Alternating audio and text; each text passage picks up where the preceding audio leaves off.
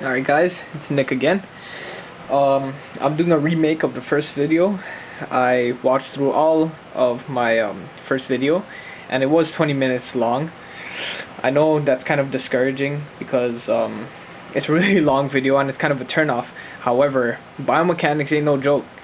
It's a very difficult subject, and I want to let you guys know that it takes time to teach this well, and it also takes a lot of time to learn it properly. However, for this new video and videos for the future, I'll stick to the point and be concise and clear as possible on all salient parts of the process or tutorial. Alright, so let's dive into it. So what we have to do, which I didn't write down, but I'll do that right now, is solve for forces at the hip, so X and Y, and net joint moment. Okay, so we're going to solve for the forces at the hip, so the X and Y forces. What do we do first? Alright, so the X force. No, wrong. Stop. Define your coordinate system. Always do this. It is very important. And do not forget this.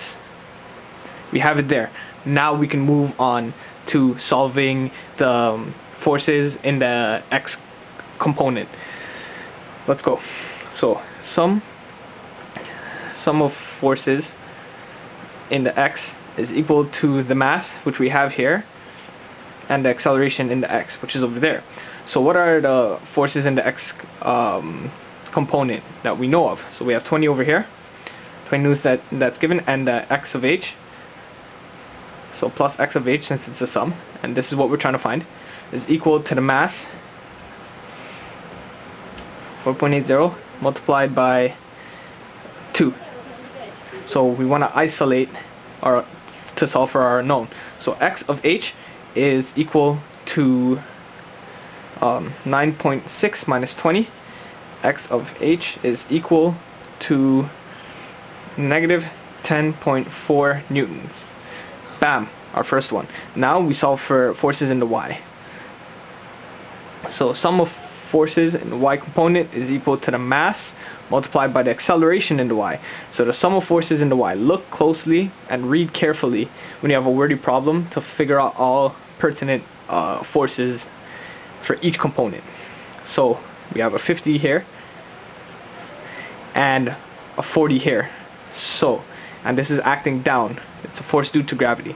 So negative 40 plus our unknown, y of h, is equal to 4.80 times 4.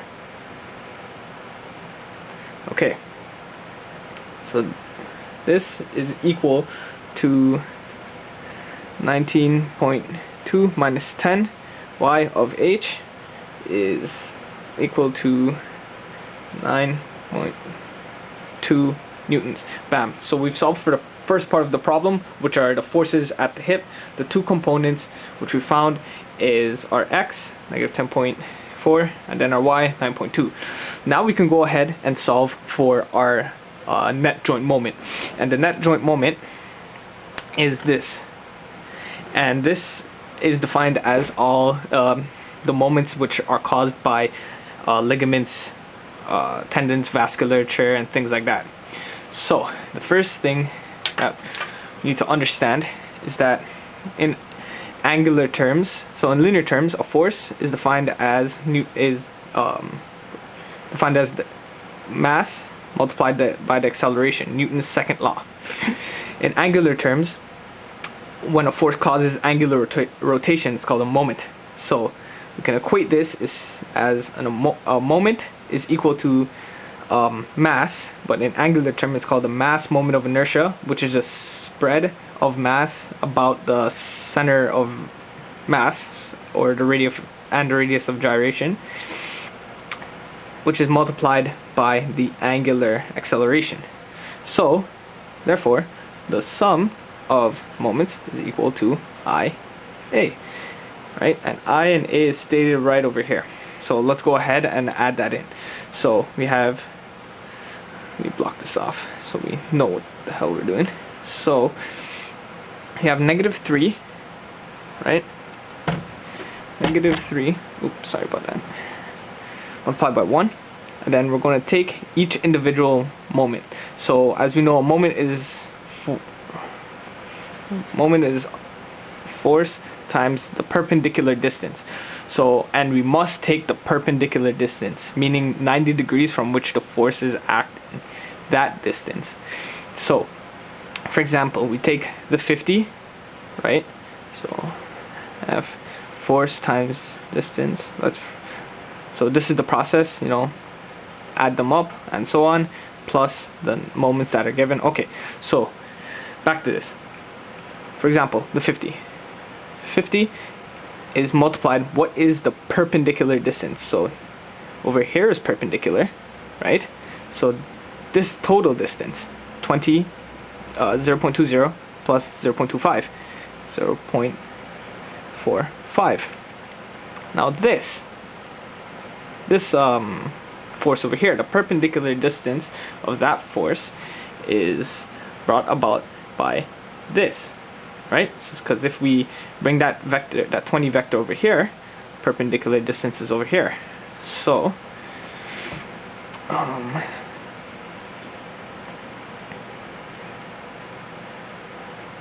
20 times 0.25, and this creates a positive moment. How can we tell that it creates a positive moment? It is because if we pin this at the point of rotation over here, so we let this be pinned, only here is able to move depending on a force that acts on it. So if you're pushing up, like the 50, that creates a counterclockwise movement, also known as a positive moment. Side, you push to the side, in horizontal, it will straighten it out and move it counterclockwise, which is also a positive moment, right? Let's keep going. So we have 40, the force due to gravity. So we add this, 40 multiplied by the distance over here, perpendicular distance. So we stretch this down. This is 0.20. This, however, creates a negative moment. Let's take a look. So pin it, and we're pulling this bad boy down. Bam. Clockwise, meaning negative moment, and minus 10. And we are looking for the net joint moment. Now we can isolate for the net joint moment by carrying everything across. So this, actually, you know what? Let's just multiply up everything here first, then we can do that.